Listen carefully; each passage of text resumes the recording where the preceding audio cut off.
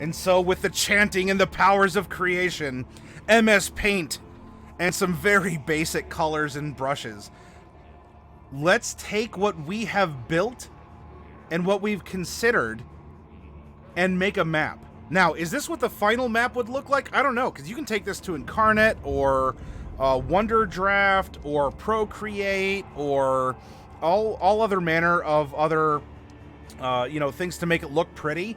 We want to know basically right now, what does the place even look like to begin with, let alone that we tweak. So this is our first draft of our area. All right, Coffee, sleep well, my friend. But is it painting, Darkwolf?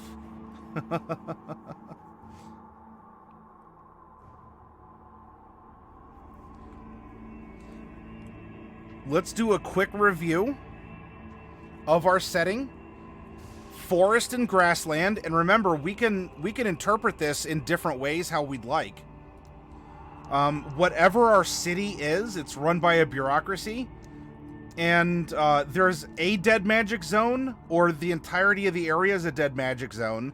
There's an intact statue of a person. It may be some kind of a founder or someone who's important and may not be dead. And there's a sealed pyramid somewhere that's a part of this. The dominant race is Aarakocra, so Burb people. Vidalcan, which are a semi-amphibious people. The racial minority, so the Vidalcans are refugees from a plague. The ruler is a feared tyrant of this bureaucracy here. There's an important library that's a part of the center of this place. This place is known for greedy merchants, and the current calamity is that there are undead stirring in cemeteries. Ooh.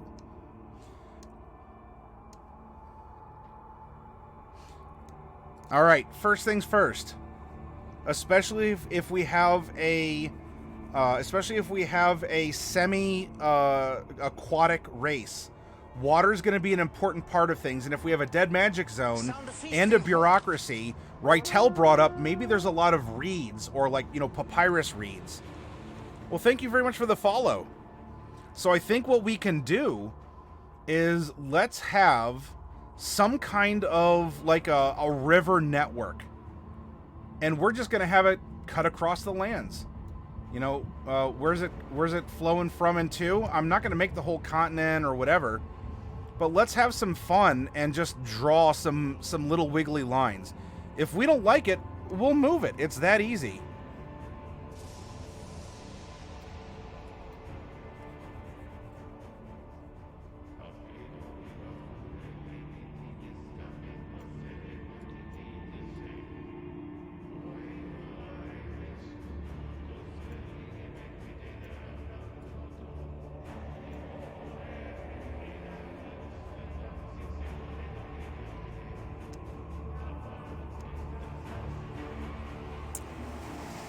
Okay. We could make some other little kind of tributary areas here.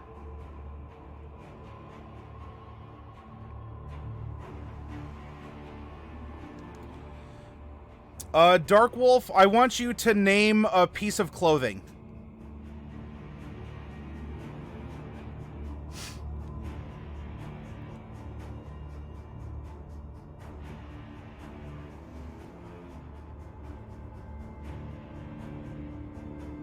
All right.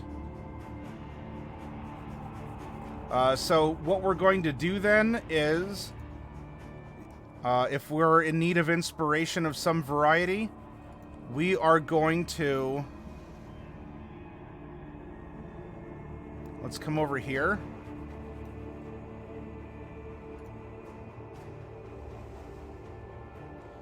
And maybe here...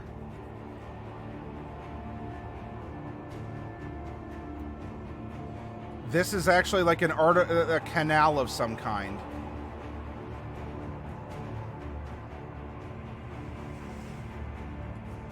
That extends off. And so we have some pants.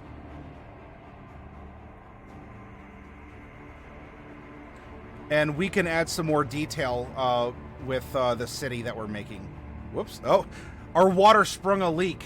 We have a leak somewhere, everyone. Emergency measures.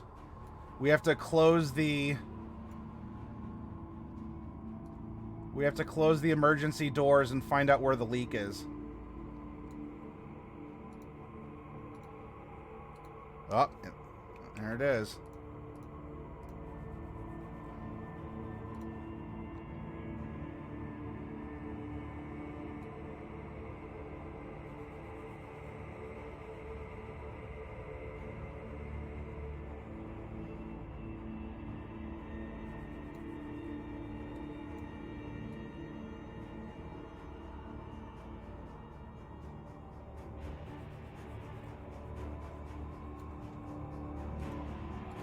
There we go.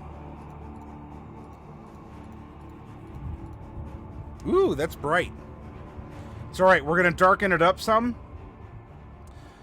In fact, we can even say, if this is more like shallow, we can probably have, we can show some maybe aquatic topography here. If these canals are purposely dug deeper, then we can even have this kind of come up and into like a central portion of this lake.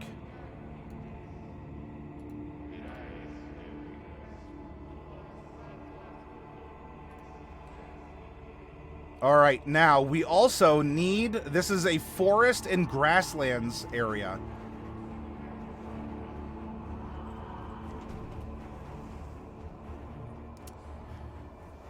Let's have some foresty areas here. Now, is there any real method to this madness? Not necessarily.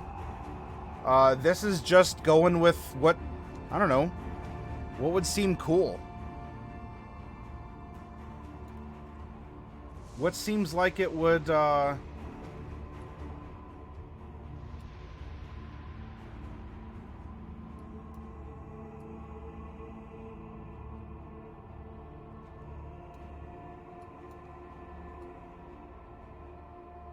Let's make little wibbly wobbles. That's fine.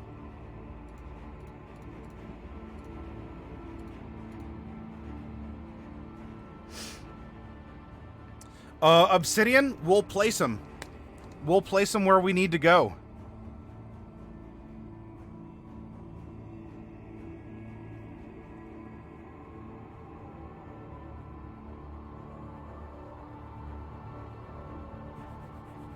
Well, yeah, waterways, water is a natural topographical indicator because water will always flow like downhill and take the path of least resistance. And so we already have a kind of intrinsic, you know, where's the high ground? Or at least where is it higher or lower?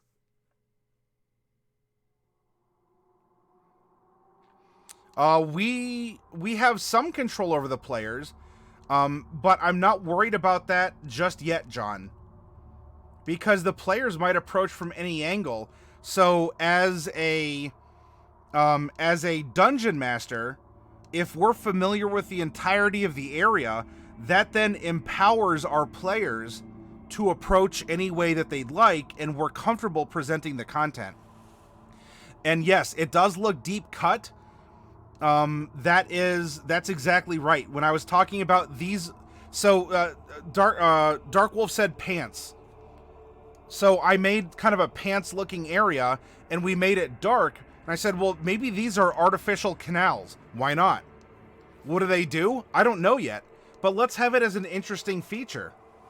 These are canals that have been cut through the forest and are now in a deeper part of this lake that a couple of these tributaries pour into before it starts flowing again off the side of the map. All right, PV, thanks for joining us.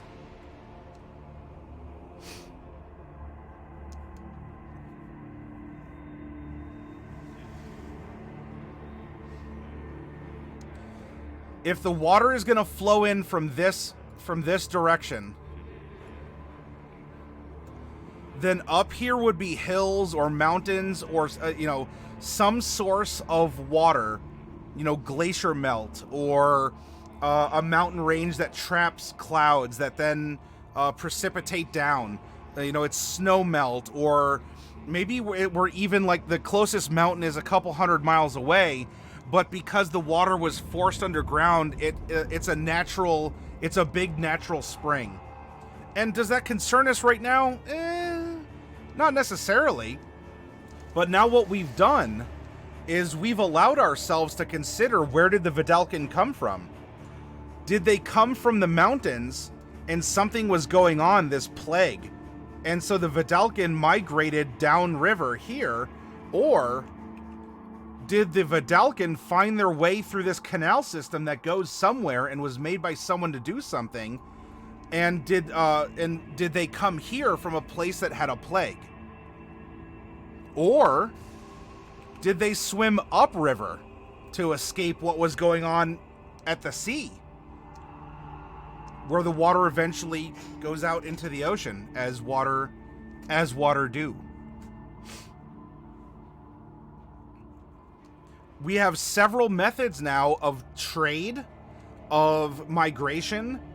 We have sources of fresh water, and we have extraneous biomes to consider if the adventure goes outside the scope of our map. As well, now we can consider, where do we want to place our city? And if we want to place our city somewhere in particular, it has fresh water. We'll probably put it right next to the lake. It could even span the lake. In fact, we can even say, what if the city was at some point in time responsible for these canals? And we'll gray out the city here.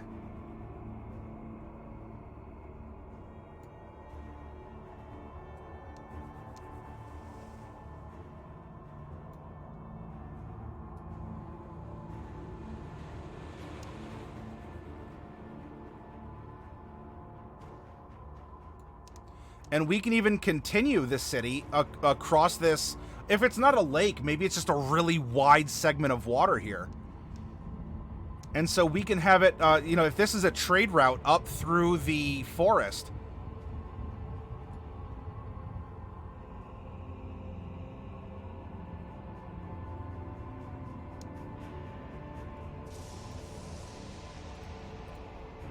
Have fun with it.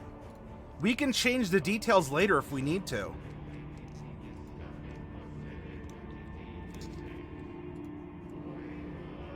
All right, now maybe there is a series of bridges. And this is to no particular scale. We can still have plenty of fun with how we want to scale this. And in fact, what we can even do, we're kind of having like Psylocke pants here. If any of you are familiar with that X-Man character. So let's use Psylocke's pants as a model. If any of you want to study Psylocke's pants, I'm sure you could find plenty of references on the internet.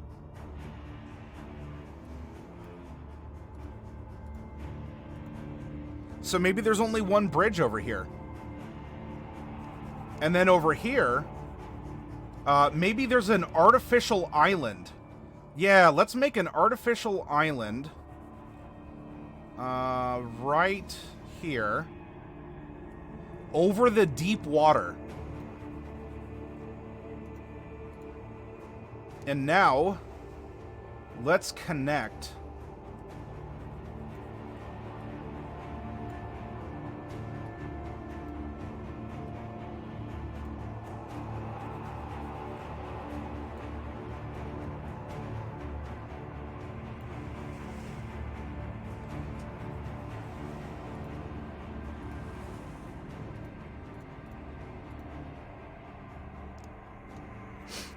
Hi, Enter. Welcome.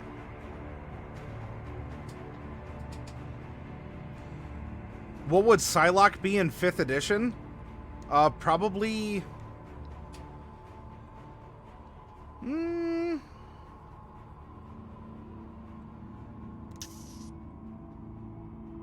Maybe a sorcerer? Sorcerer monk? Sorcerer monk might work. And yeah, welcome. Welcome to our table as we're doing some terrain building, some setting creation. And there's nothing wrong with, because look at what we did. Random colors, kind of in splotches. We're generally considering we don't need to understand the intricacies of water and geology. General considerations. We went off the prompt of pants. So we made pants, and those took on the life of a canal. Now the pants look like Psylocke pants. And now we can think about all this other stuff as we're creating a really, you know, a dynamic area here.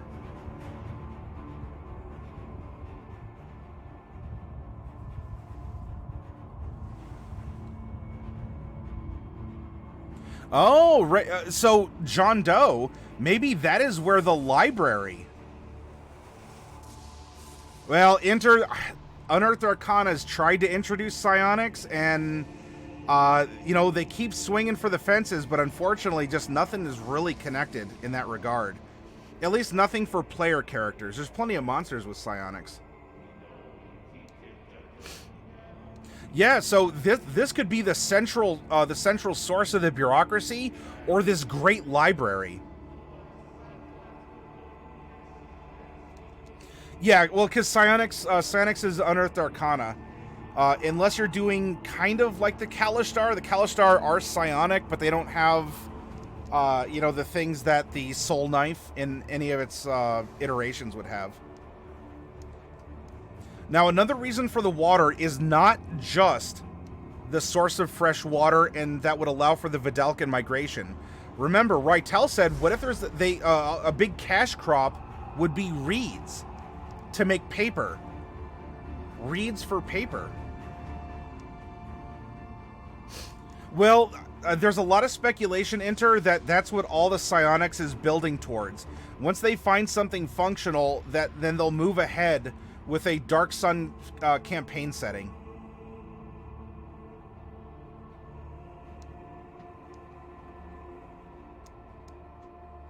So we need this. We have a lot of mercantile activity. We need to make a bunch of paper, and this can also create a lot of food through fishing or you know, aquaculture, through a lot of farming as well. And there's just so much that we can do. Maybe the silt has certain properties, or you know, precious metals might flow down from the mountains or well up from below from an artesian spring.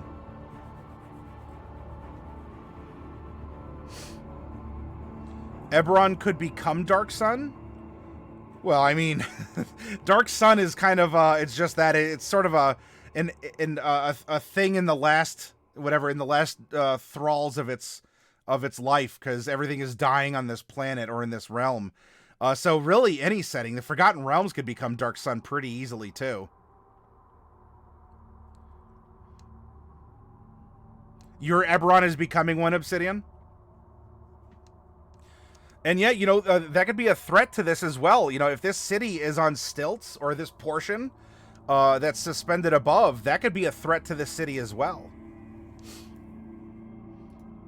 All right, now we can put in, let's put in some roads, because we are considering about merchant travel and the like. So let's have some major roads going to and from. We'll have this one follow the river as well. Again, I'm not worried about scale. I'm worried about getting things in place where we can understand where things are and how things are.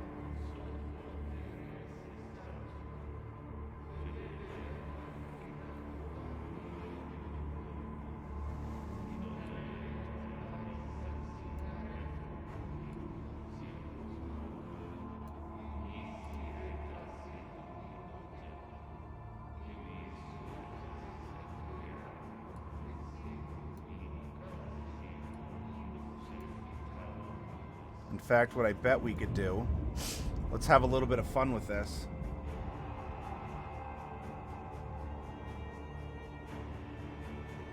If this place is known for greedy merchants, if someone is going to be running a bridge, then there might be like a little, like a fort or a checkpoint on either end here that would end up sort of like taxing the merchants or whatnot going through. Just like we were doing off of random prompts, have fun with it. Ask yourself questions. Challenge yourself.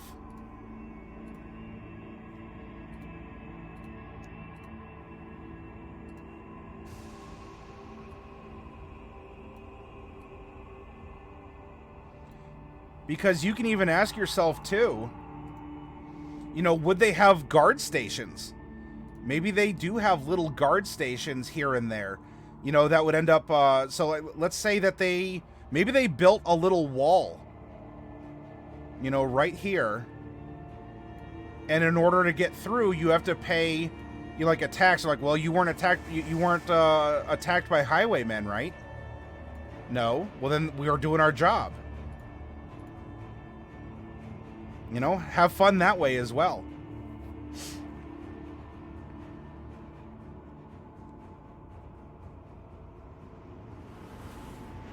What CR level is the map?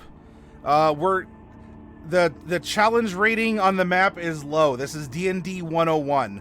We're talking very basic concepts and broad concepts to map making and geography. We're taking the prompts from our randomly rolled settlement, and we're simply putting them up on a screen to enjoy the process and see how it plays out and how we can develop this culture.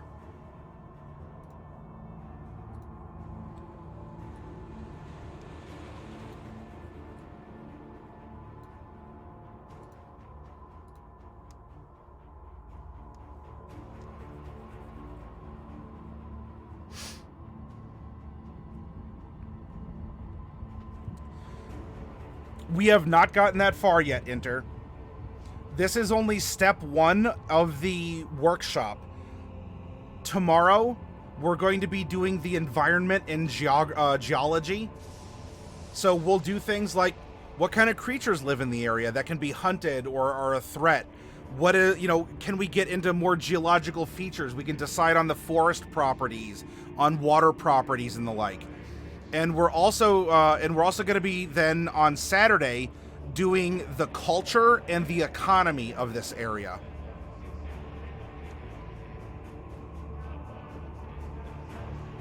My response, well, you were not killed by undead last night, so we're even. Let me pass.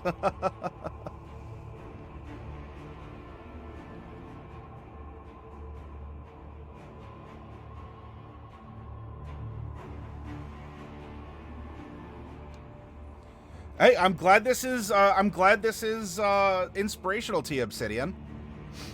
Now, what are some other cues that we can take from our settlement? We do need an important statue somewhere. The sealed pyramid. Let's see. There's an important library somewhere. And there's obviously a lot of cemeteries around.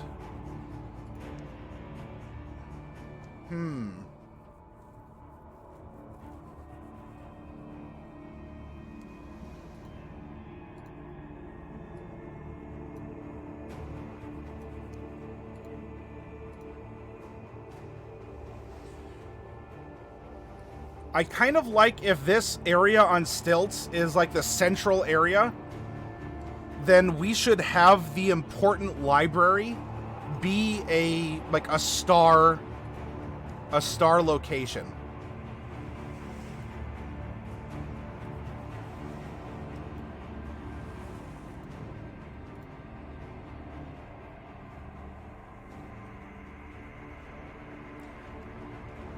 If we want to say that we had some arboreal, we rolled bugbears, but the way we're describing them would be more like a monkey-style race. That could end up being, we might have, in maybe like the older part of the city, not the expansion city, or like this could, see all the roads? This is probably where the big markets are located. Like, there's probably the old central market, and this is probably like a lot of, you know, a lot of extraneous markets for the river goods and the road goods. So we can have like the founder. Let's have the founder maybe be in like the old district here.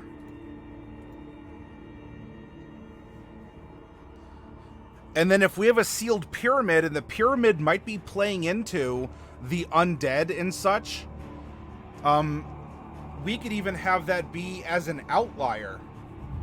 You know, if people were buried away from the city, maybe all this open grassland, or even here, they were buried across the lake, but the new, like, this was New Town, this is Old Town.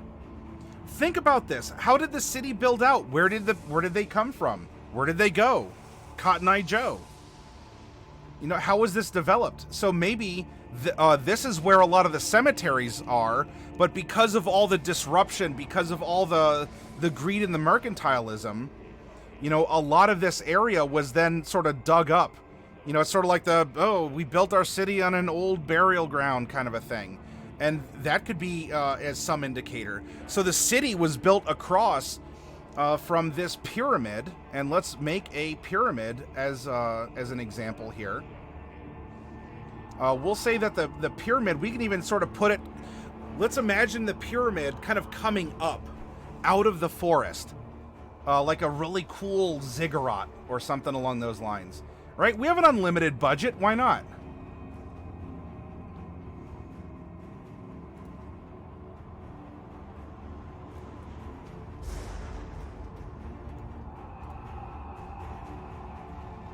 All right, we have some place markers down. Statue, sealed pyramid, an important library. We're taking into consideration the prompt of greedy merchants and the undead stirring in cemeteries.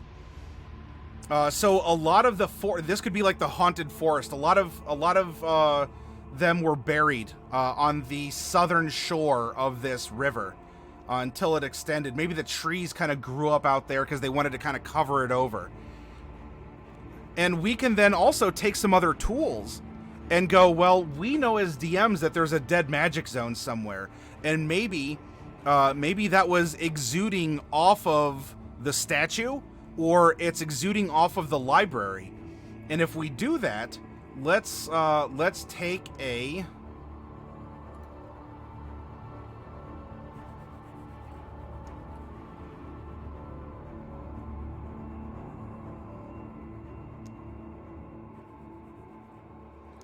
so there we go. It touches on so not all the city might be in it, or maybe it drifts a little bit. I don't know.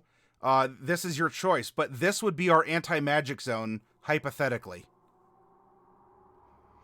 You know, maybe the pyramid forms one as a focus, and the statue forms the other, and then it has the central spoke as the library. But something's going on. The undead are stirring in the cemeteries. It has something to do with the pyramid, but the pyramid is sealed. There should be nothing coming out, yet they are. And now we're creating wonderful prompts on our map. And again, we're just using the basic palette in MS Paint, which all of you probably have on your computers. Hey, XCat, hello.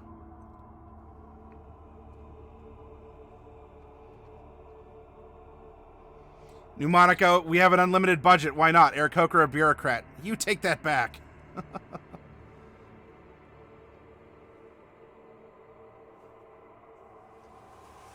No, Enter, they are great questions. You are absolutely allowed to ask them. I was on a soapbox and simply, you know, talking out loud. Those are great prompts. And by understanding our setting as dungeon masters, we can think about them, we can challenge ourselves, and we can come up with answers. Why would someone be here? What would be adventuring hooks? What would be an NPC or a villain that would reside here that would be a motivational force? So Enter, no, your questions are spot on.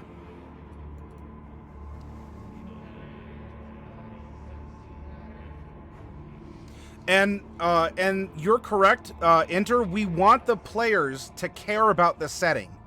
Now, normally, when we make a setting in other workshops enter, we actually take information from the character sheets. Because the presumption is, as the DM, we're asking our friends and family, hey, build characters within these parameters. And then we can sit down and we can extrapolate a ton of setting information from character sheets. To mix it up in this one, we're going to do the opposite, where we haven't decided what to offer our players yet.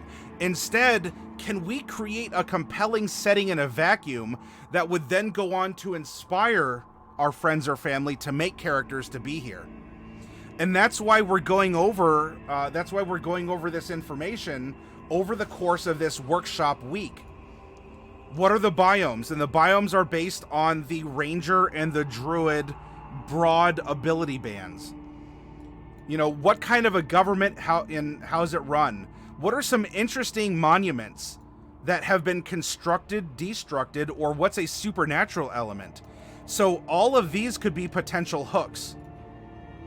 This is giving us, we might have aerial incorporation of adventures or problems, aquatic.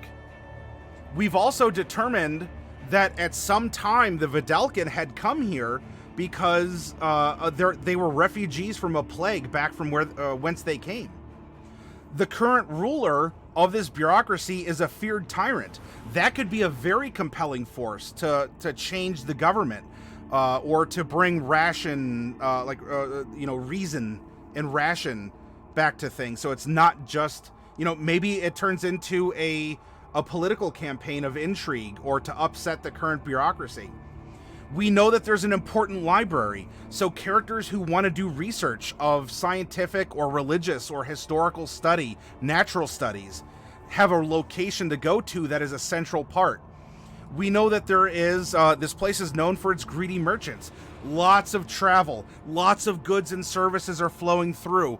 Plenty of opportunity to get around, get information, get goods and services. We also know that the current calamity, that there are undead stirring in cemeteries.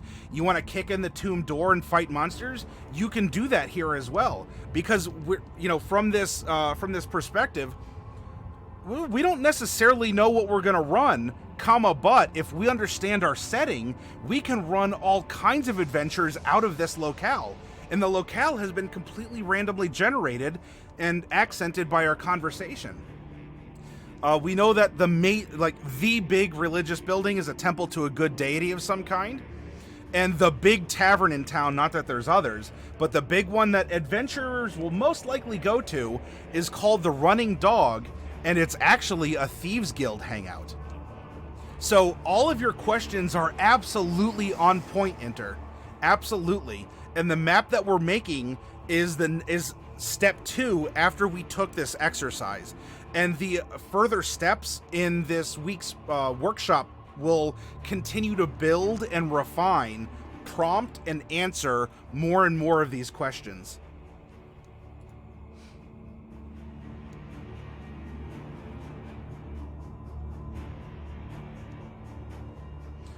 All right, Kiwi, thanks for hanging out with us tonight and helping the process. So hopefully that explained it for you, Inter.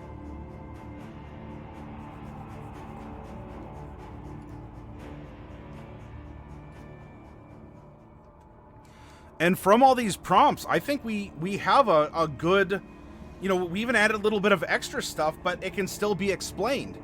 Maybe this founder was responsible for the canals that go off to some other place, or the canals might actually just be cut off for some reason.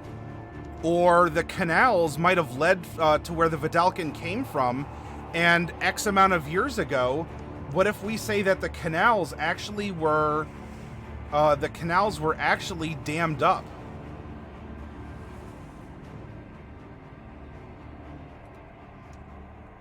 And so our pants are cut off here. So it's really just an area of artificially deep water that's a little bit more stagnant than not. And you know what this can also mean? Yeah, what if someone dug a hole, or things are flowing, or this is how maybe tainted water has flowed through in a trickle at first, And the plague is actually what is either contesting this anti-magic barrier, or it's getting into the groundwater and is reanimating the corpses that have been buried in this area. Because who could measure that? So maybe those are dams. And that is from where the Vidalcan came. And any sort of exploration is verboten, because there was a plague, or is still a plague, up in the apparently the Northwest lands. And you can even indicate that if you're making an area on the map, it's sort of like a no-go zone. Say, look, there's no roads that go that way. Everything tends to go, everything flows east to west, you know, north, and more northeast to southwest. No one goes to the northwest. And, you know, these lands down here, you know, people travel on the secured road, but maybe this is considered now haunted, if not harvestable or something along those lines. And then, of course, you know, we have all sorts of docks and other little, other minutiae here as we have our city. And if you want, we can also put, you know, we can label, that, you know, Old Town or things along those lines. Here, so if we come down here, you know, so this is Old Town. We'll call this, I don't know, we'll call this Prosperity Mile.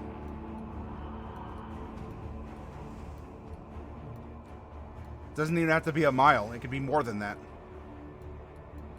But that's what conveys that this is where a lot of marketplaces and trading happen. Maybe there's special considerations if you trade outside of the old city. I don't know. So, you know, we have Old Town. We have Prosperity Mile. Then we have, maybe this is where the Vidalcan, being an aquatic race, you know, this could be very high up and very even arboreal for an urban environment. You know, because we can fly across. We never really had to worry about the water before. So this could end up being like whatever, like little Vidalcan. Well, it's like, so we have like Chinatown and Little Italy and whatever. So I guess we'll say that this is Little Vidali.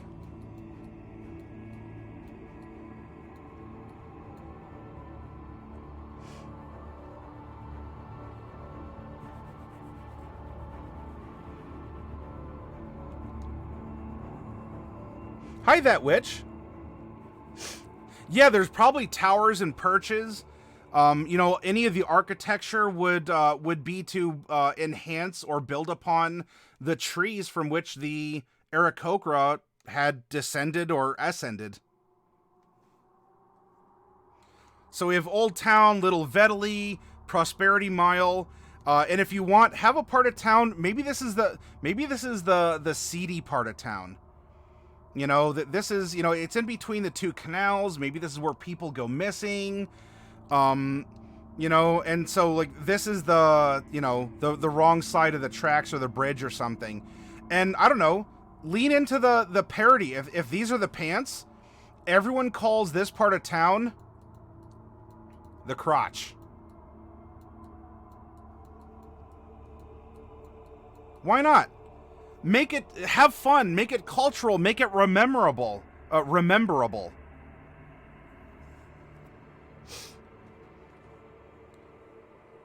The Red Pants District. Yeah, so maybe, you know, maybe things happen in this district that are, you know, make it rememberable.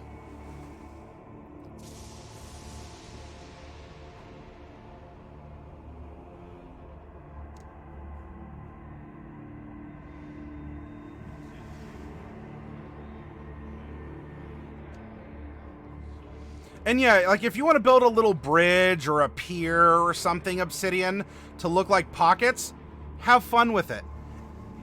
And maybe you don't even tell. Maybe you don't even tell your players and you give them this map and you wait for your players to discover it. because the first one that does will feel like $1,000,000 for putting the pieces together. And, you know, even if you wanted to make the deep area look more like a humanoid figurine, I don't know, call it Drowned Lady Lake, or don't directly refer to it as that, and instead call it, I don't know, something else that might be a reference. But still, look at this. We have some natural history that we'll get deeper into in a tomorrow. But look at all we have. We've already have the base, the foundation for culture and economy and our natural history to things. And all it took was MS Paint and the basic color palette up here. I've used no special colors. Look, the most advanced tool that I used was like to make a 4-pointed pink star or a circle. And we have the basics. If we want to go through with this and we go, okay, so, you know, here's this, and we're going to make little streets, and, you know, we can add those details. That's fine. But right now, the name of individual streets don't matter. I need to know how we're operating and broadly how things are falling into place. Now, your line of thinking may be different, and that is absolutely fine if it is. Though, I hope you've been able to follow along with, you know, my sense of madness or my direction on things, as we've built in a lot of cool plot points, historical points. We've built an NPC. We've kind of made a mystical connection to things. Name the lock in the canal Sai.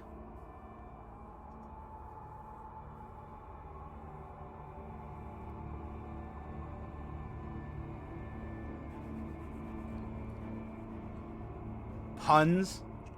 Puns are always welcome at a D&D table.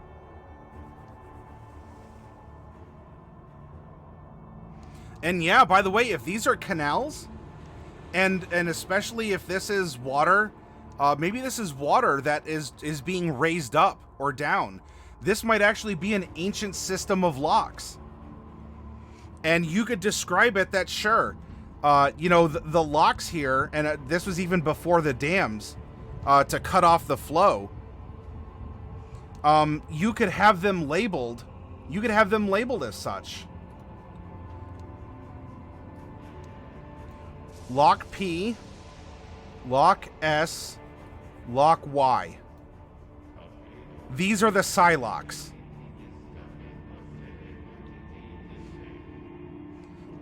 If it's not a lake, it could just be a very wide part of the river, that which.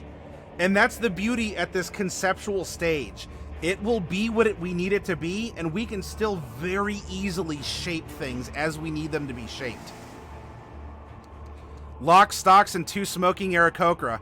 So is that the name of the adventure? Obsidian, are we doing like a murder mystery or something? Are we doing like a Guy Ritchie style heist? And the name of our adventure is Lock, Stocks, and 2 Smoking Aarakocra?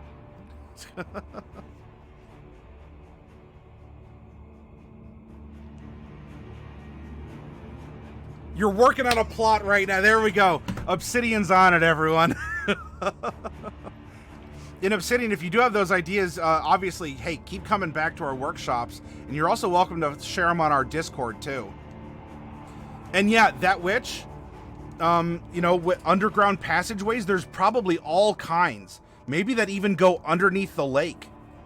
Or there's smuggler tunnels. Remember, the main bar... Oh, you know what? We got to indicate where the main bar in town is. It's probably going to be in Prosperity Mile, because that's where a lot of stuff passes through. And so the big bar where everyone goes to is actually a front for a thieves guild. And so what you can do, you know, if you are in Photoshop or something else, you can have layers. But even with this setup, if you want to indicate some underground tunnels, let's do this. We have a... We're going to put the best inn in town. Oh, that color's not going to work for that gray. The best inn in town is located here. And the best inn in town just so happens to have some really good underground tunnels for smuggling. And so you can indicate it goes out here to, I don't know, some kind of like an opening, like a clearing. And we even have one that goes under the lake. But it's going to go at this pinch point.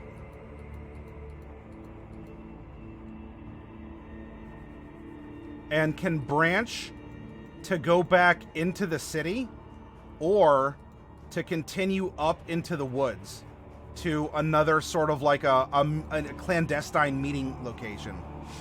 And then there's probably all sorts of whatever, like sewers or whatever. But let's have this go through the city as well. And so this one will also cross at this pinch point.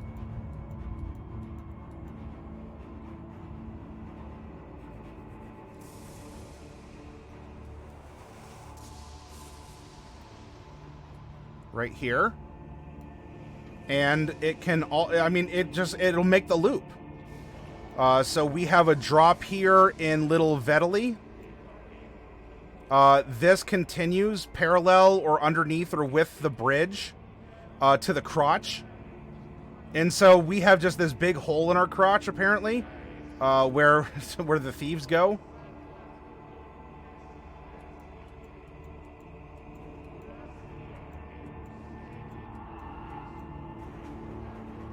Hi, bud. You want to come up and say hi to everyone? There we go. We needed a cat, huh? There's probably even a thieves' tunnel that is outside the checkpoint here, or is somehow hidden within it. And so we can even indicate that there's a tunnel that comes up parallel.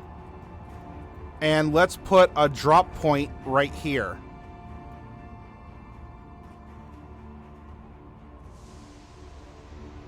And this area is on stilts, so there's not exactly a tunnel that can go there, which maybe is why it's the central, like the purer area to be.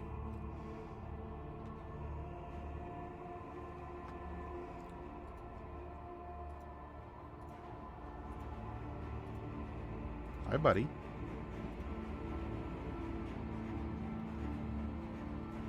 So, ta-da! I just jumped on Discord. May run this for anyone who wants to explore this more, thinking murder mystery, including a pulp style of noir. Yeah, you could do this in that sort of pulpy neo-noir Eberron kind of thing, Obsidian. We'll be refining more. Red Pants District, Nightclub. Welcome to the Love Nest. Airy to the stars.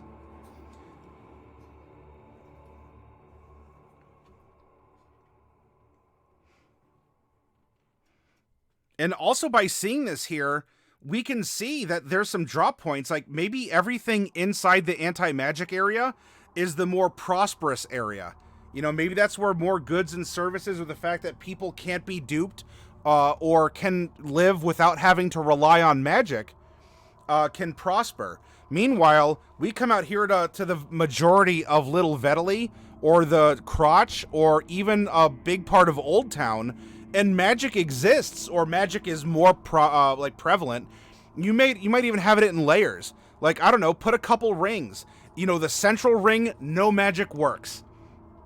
Between this ring and ring 2, only spells of 6th level and higher work.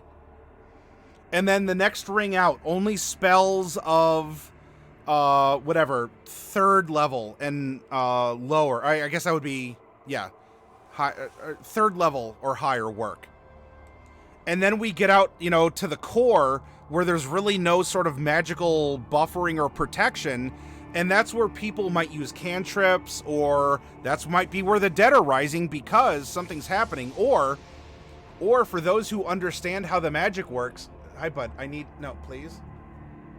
Thank you.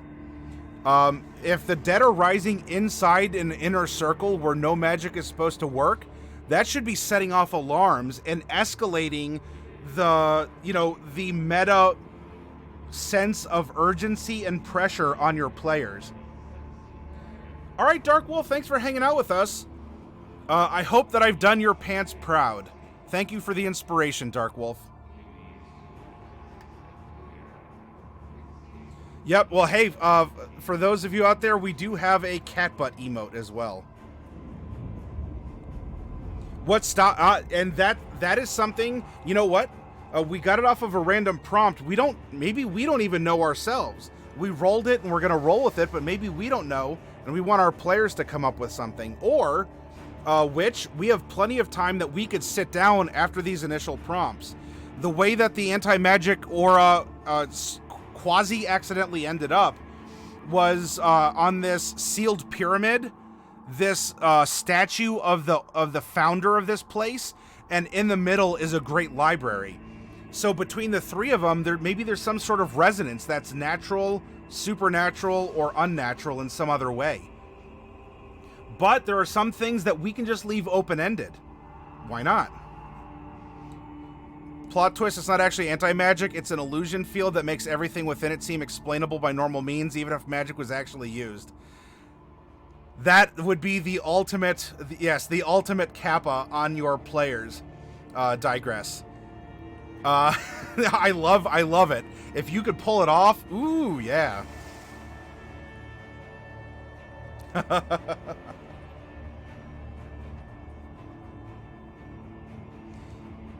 So there we go, everyone. It's rough, but we have a functional map that has the key locations, and we can always build and build and build in detail. We can take this to Photoshop, Incarnate, Wonder Draft, Procreate,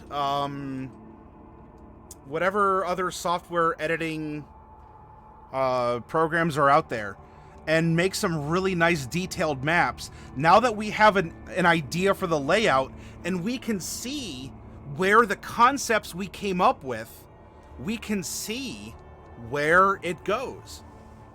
And if we need to adjust something and say, you know what, I want the pyramid to actually be, it's still sealed. What if the pyramid is the thing that splits the forest, and it's actually the main trade road is like a tunnel that goes underneath it?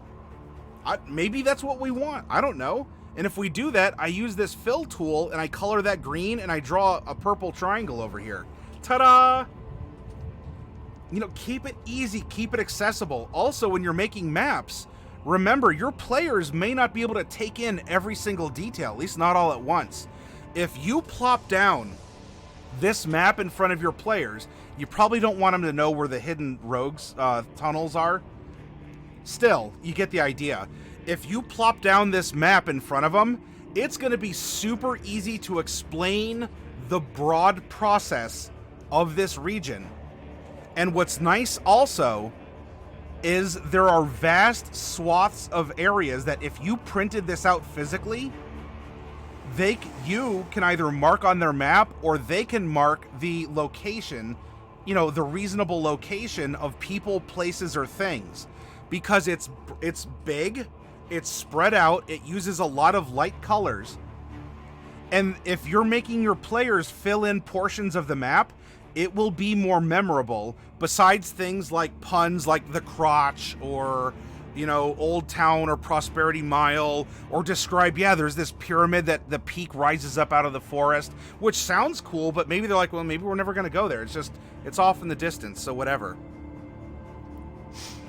So think in the meta for your presentation of your maps and your other supplements as a dungeon master to your players. That witch says, but then someone would let out a fire spell and burn things. Sorry, it would have to be some sort of like a collective unconsciousness or a denial. It would be like the reverse. Actually, it would be what mages in Mage the Awakening or Mage the Ascension want. Because then the sleepers just absolutely ration away all magic, which is what we want as mages.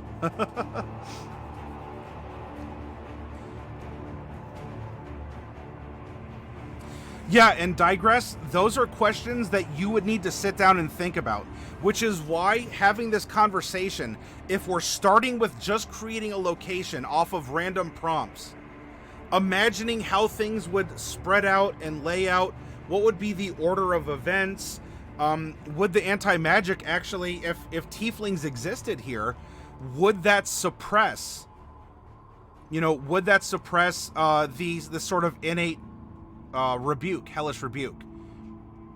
And that's even, as a dungeon master, we rolled Bugbears, Aarakocra, and Vidalcan. Not that none of them can use magic, but I don't think any of them have magic intrinsically. Which could end up meaning that, tieflings might not exist, and you tell your players that because of the region you're playing in. Hey, you can play X, Y, Z, or any of these races in this setting, because what we've sat down and discussed would make sense.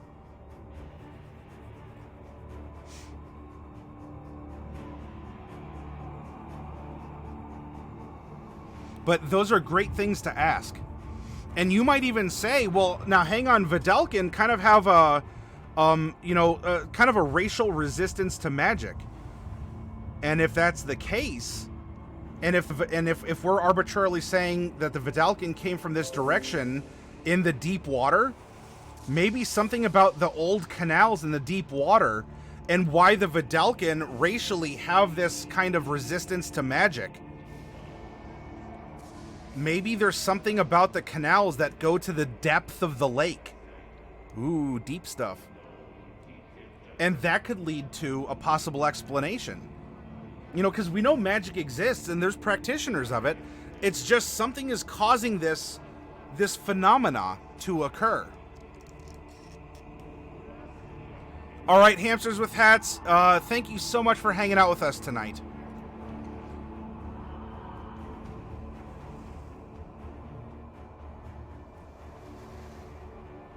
Oh, hey, Techman, yeah.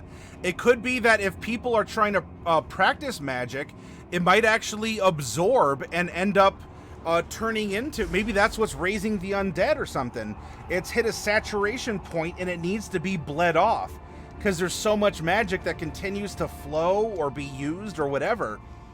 And it's hit a saturation point and it's manifesting in these ways. But no one wants to give up magic. So you have kind of our IRL conundrum of, I don't know, pick a topic.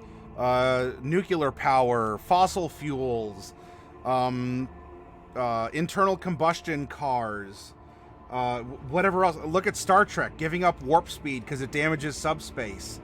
We could take any of those topics and put a fantasy bend to it. So it makes a relatable, approachable concept without, hopefully getting into political arguments about this or that.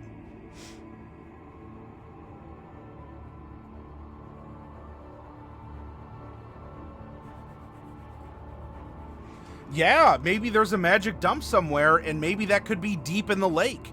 Or maybe that's it. The pyramid is a big old antenna or receptor or broadcaster or something. So maybe if the pyramid is collecting or touching it, and if all the cemeteries are here, that magic is leaking back down because maybe that's just the tip of the pyramid.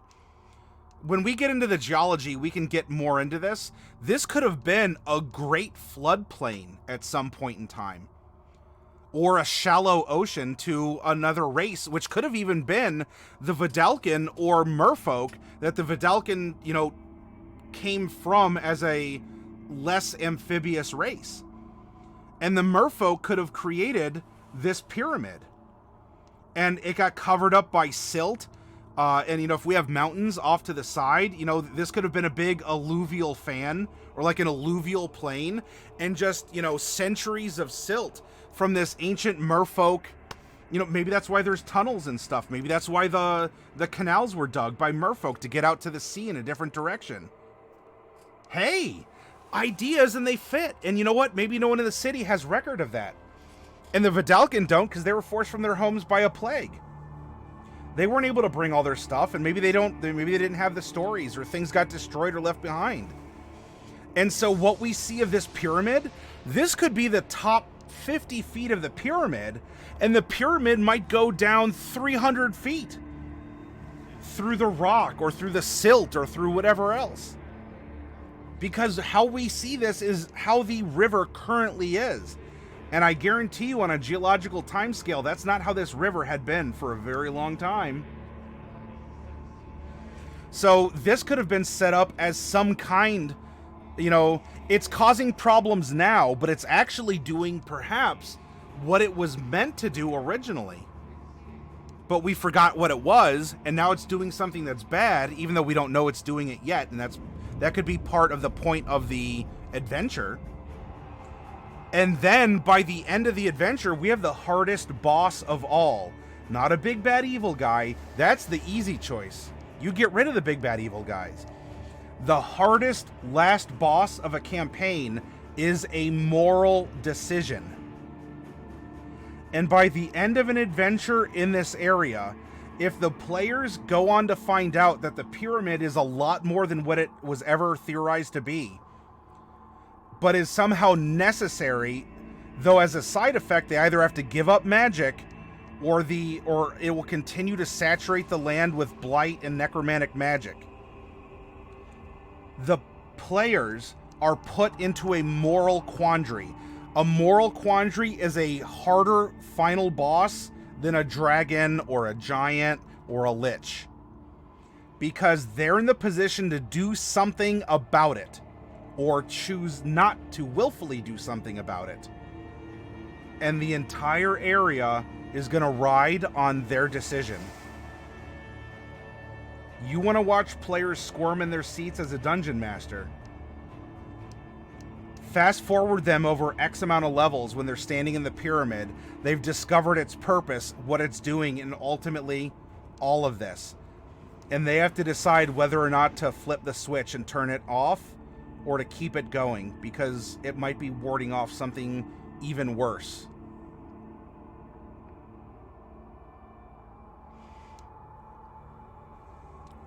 Digress says, crocodiles build absolutely massive burrows in riverbeds, often 20 to 30 feet deep. I can't conceive what an intelligent race could do, especially given time and the tools and the intelligence for it, Digress. Purple Neko, hardest boss is a moral decision. All my characters are insane, evil, or assassins. They don't have morals. In that case, then, Purple Neko, then it would be an easy decision for you to make.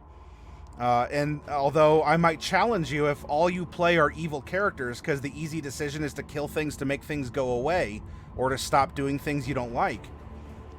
Play a character with morals and scruples, Purple Neko, and then put yourself in that decision, in that sling. You know, sit in that seat, where the easiest thing isn't to say I don't care about people and I'm just going to cut throats all day long. Because when you actually have to worry about other people and what the future holds, that will be a very good roleplay challenge for you. Now, if you want to keep playing evil characters, but don't let me stop you. As long as you're having fun the way that you want to have fun. I would challenge you, though, if all you've ever played are evil characters that just murder everyone that they come across, try mixing it up. Try mixing it up and see a whole new dimension to the game. It could still be challenging, James. That witch says, how would you make players who choose classes that use no magic care about the lack of magic? Because magic would be a part of the environment. Economically, if poor people are relying on magic that can practice it outside this anti-magic area, then just because you can't practice it might not mean that you want to keep, that maybe you should keep magic, because they're relying on the mend spell to fix their clothes because they can't afford something else. Or just magic is inherently a part of the society, if not a deep part, then you go for breadth than depth. So just because you don't care, as a barbarian, you might say, well, I don't care about magic. Even if you're kind of using magic, I don't know if you count rage as magic or if you go for a totem barbarian. But if half your tribe are totemic barbarians that rely on the spirits of animals, or that are druids that are actually growing food to hand out to impoverished people, or the society and the culture otherwise outside this area is accustomed to magic, then it is a problem even for non-magic users.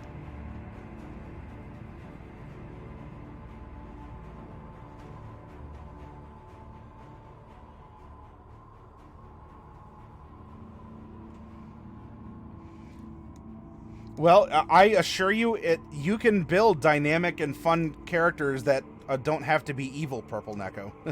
I don't know what you're finding boring about your characters. They're your characters. You should enjoy playing them.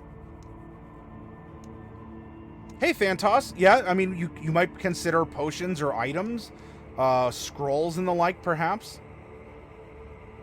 Yeah, when magic becomes an intrinsic part of your world. So that would be a part of the session 0, that witch, would be to talk about in the setting how pervasive magic is or could be, and why this anti-magic zone could create disruptions, disparity, opportunities, all kinds of things.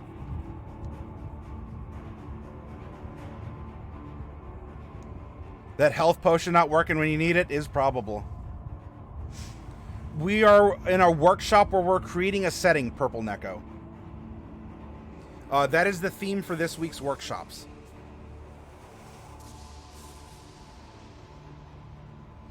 So, hey, ta-da! Ta-da! We did it.